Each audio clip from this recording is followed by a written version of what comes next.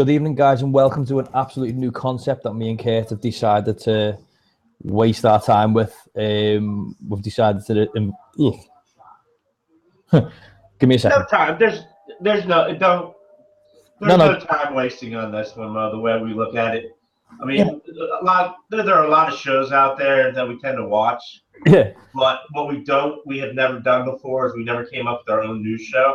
Yeah. And that's basically the goal of this show is to throw out some bits and pieces of the paranormal out there and to see basically, you're going to have your take on it, whether you like it or not. And that's the goal of what we're going to do here. We're also going to be doing our Sunday show. There's also going to be a Tuesday show, Underground Science.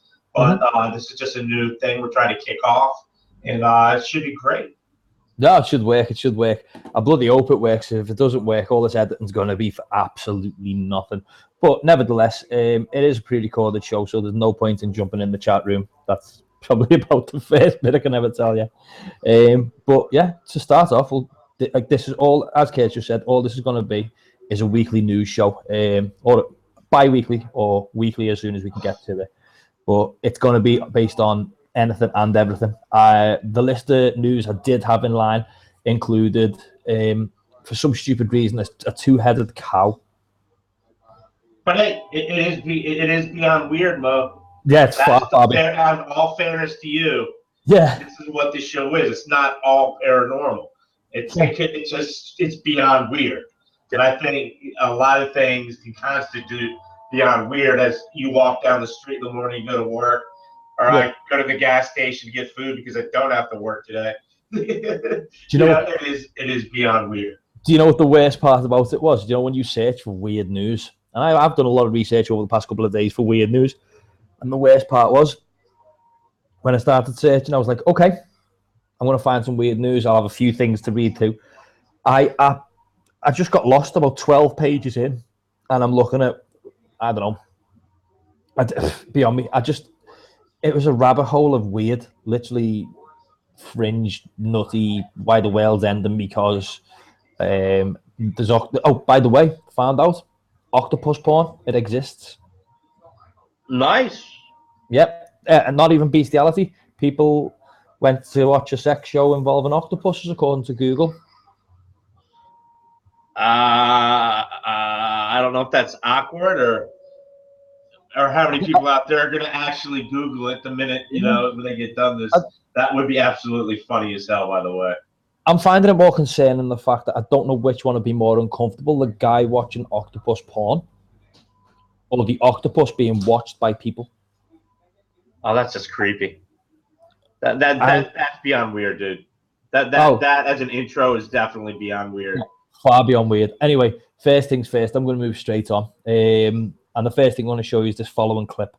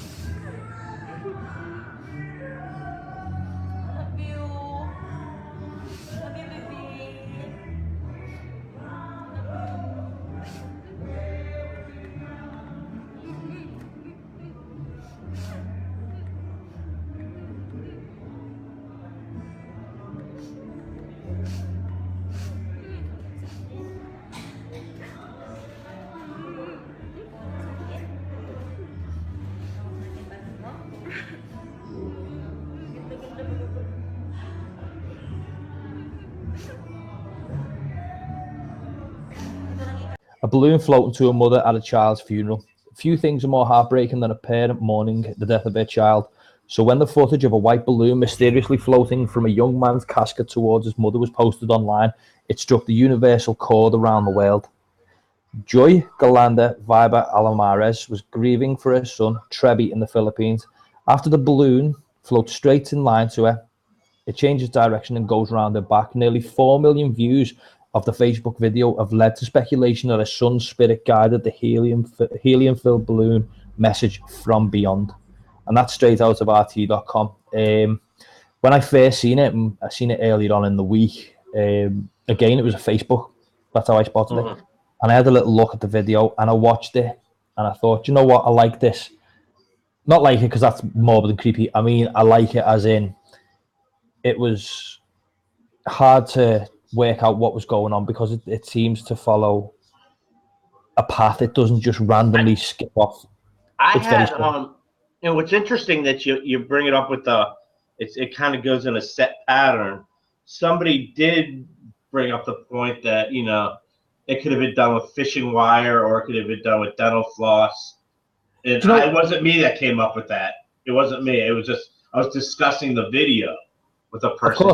And this person said, well, it could easily be done this way, that way. But when you watch it, it doesn't, the bottom part doesn't move up where that would indicate the pulling pattern. Yeah. It just kind of slowly moves across. See, the one thing I question about it being fishing line is when it goes to the mum, it goes round there. And any grieving person at a funeral, I doubt they'd sit there and want to tie themselves up. I think it's just, I don't know, it's kind of weird. I did get a comment through on a YouTube because I uploaded it onto our channel for all our subscribers to see and give their opinion. And one of the subscribers on the channel put forward that it's down to microcurrents. Oh, wow. Massively, massively posh word for a little bit of wind. And yeah, I understand it could easily be microcurrents. It could. I'm not here to say it is or it isn't. I'm here to tell you that that's what we've seen. That's what we've put forward. And do you know what? For the sake of a mother who's lost a child, I'm going to say whatever that was, in my eyes, was far more intelligent than just a little bit of wind in a room. That's just my opinion. But, yeah, because if you look at but I mean, I'll play for usually I play the skeptic or the devil's advocate, but this one I'm going with. Well, what about the other balloons? If you haven't seen this video, check it out up on our BTWN Paranormal YouTube site and watch it. I mean, you might watch it 2 to 3 times to try to say, hold on, but none of the other balloons moved, and that's what made it kind of had that weird kind of, well, I don't know how I could bust this out, and yeah, I don't know. I just think it's a good video. I mean, it's solid. Of course, it's a bit of a fascinating video, and I like it. But again, that's my opinion. Now we're going to move swiftly on to a news report which you sent through to me a little bit earlier in the week, and for the first couple of minutes of me reading it, I got it wrong.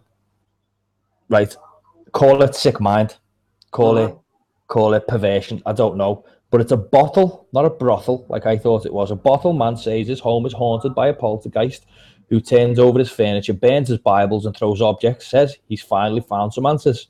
This actually aired on Ghost Adventures a couple of years ago, and they found no evidence whatsoever. This guy is one persistent little guy.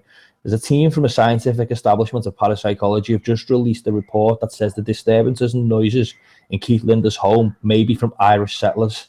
We came here, we listened to Keith's story, we talked to a priest. The priest told us something quite phenomenal, that there was evidence, or he believed, that Keith's home was built on settlements of people who had passed away and could still be there, Mera said. Phillips crawled underneath the home to investigate and came out with some freaky recordings, including one of a voice which is heard saying, "I want more, I want more." This is the first thing that points out to me in this story is that's a brothel, dude. That's definitely a brothel. I don't mean to interrupt, but that smells a brothel right there. No, so. You'll love this. We came here, we listened to Keith's story. This is what I got from the news report. We came here, we listened to Keith's story. We talked to a priest, and the priest told us something quite phenomenal. that there is evidence, or he believed. So basically, that's, you know, if I want to tell you something phenomenal right now, guess what, guys? Unicorns, they exist. According to Deadpool, unicorns exist. But no, just because I said it or I believe it doesn't mean it's necessarily here nor there. Again, that's my point. Now there is a video which is turned up on the news report, which is from Q13Fox.com, and that the video is apparently groundbreaking evidence of something in the house, which is a motion detector going off when a shadow appears. So I'm going to show you the video now.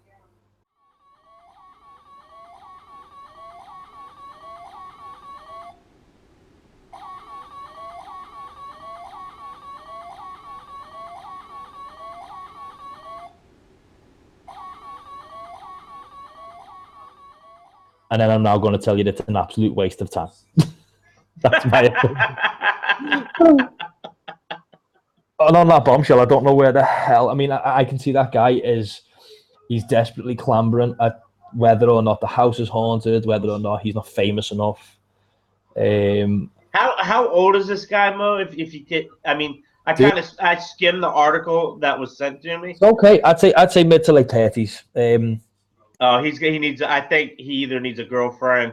I think he needs a life. I think he needs more than 5 television channels, and I think he'd be fine right there. What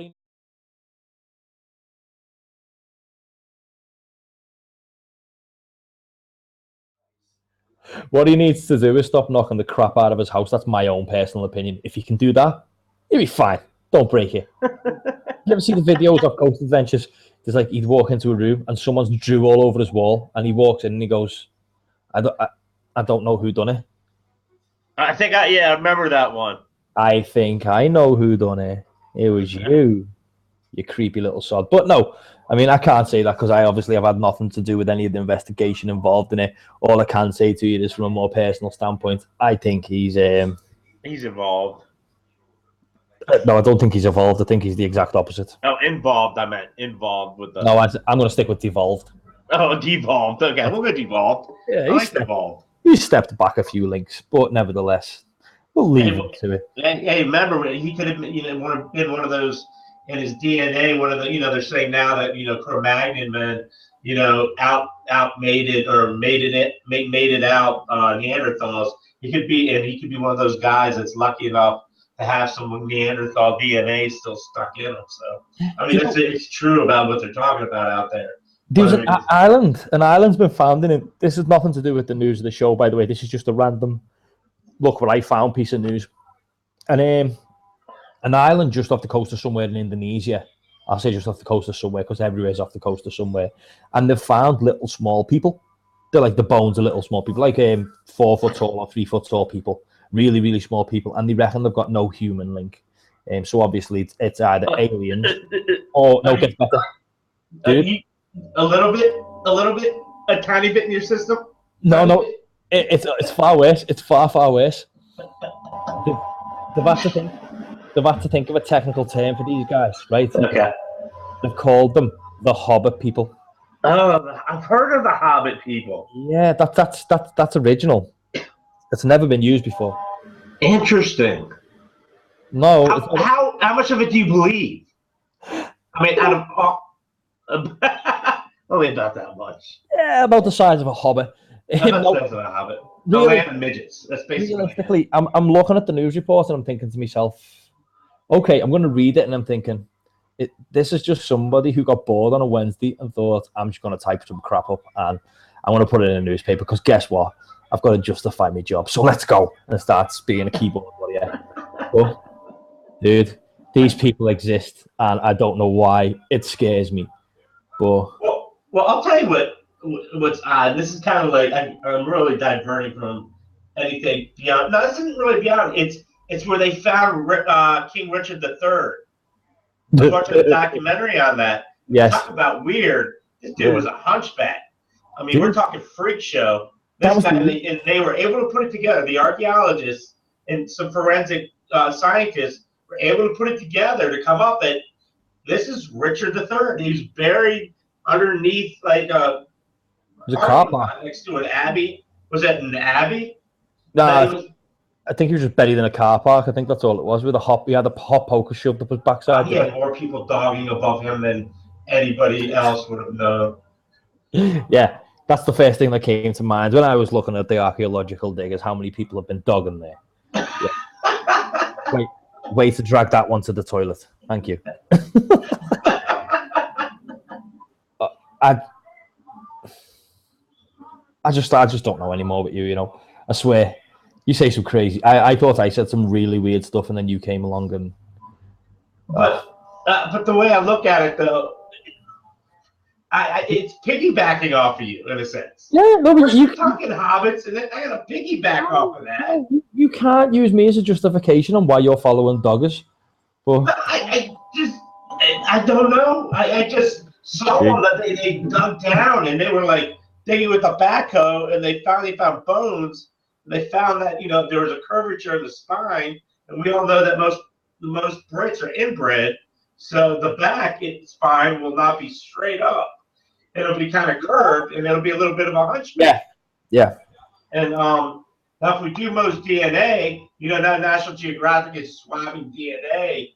We might find out he might be related to Richard III. Yeah.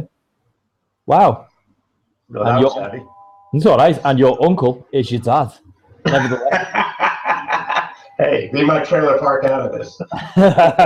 Anyway, I'm going to move swiftly on to the third piece of amazing news that I managed to find for this train wreck. Anyway, onwards and upwards.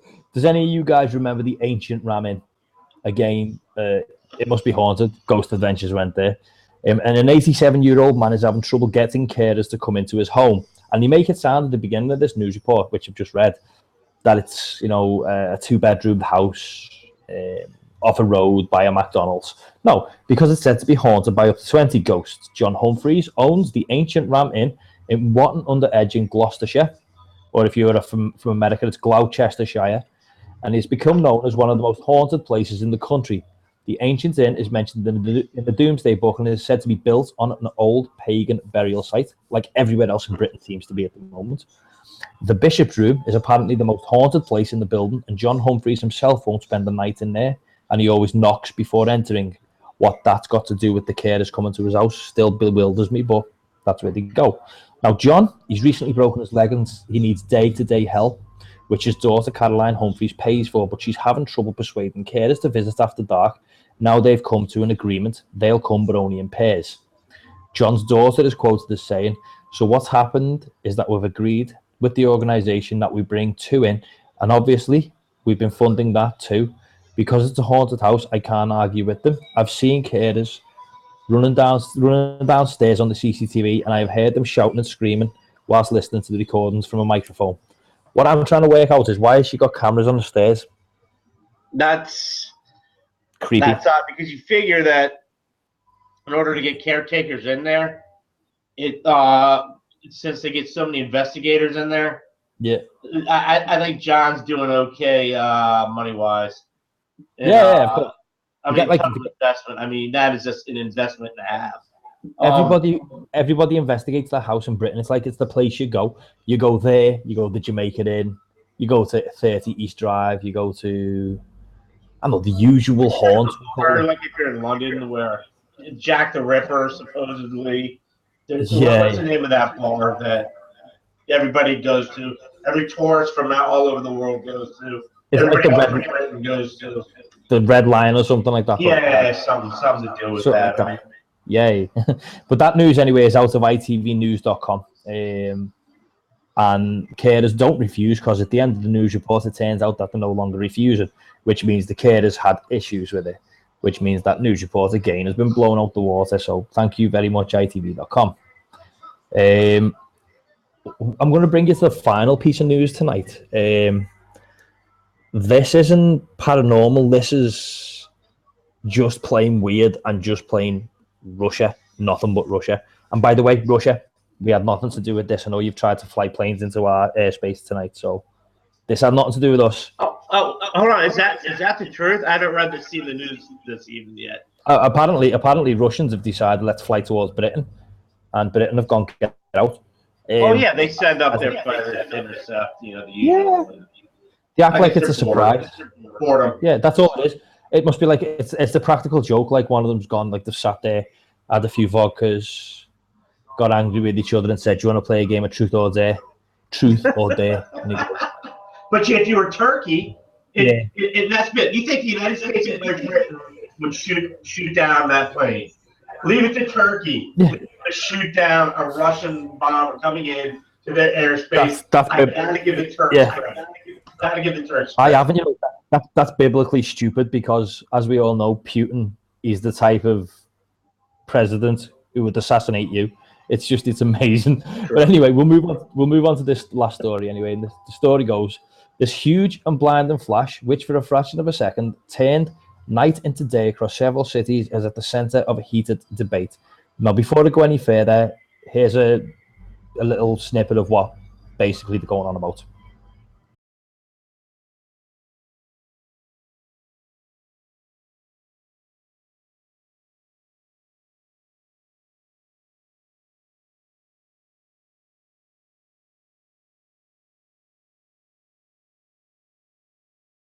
UFO watchers have already turned out in force to blame it on extraterrestrials after government officials admitted they had no explanation for the light.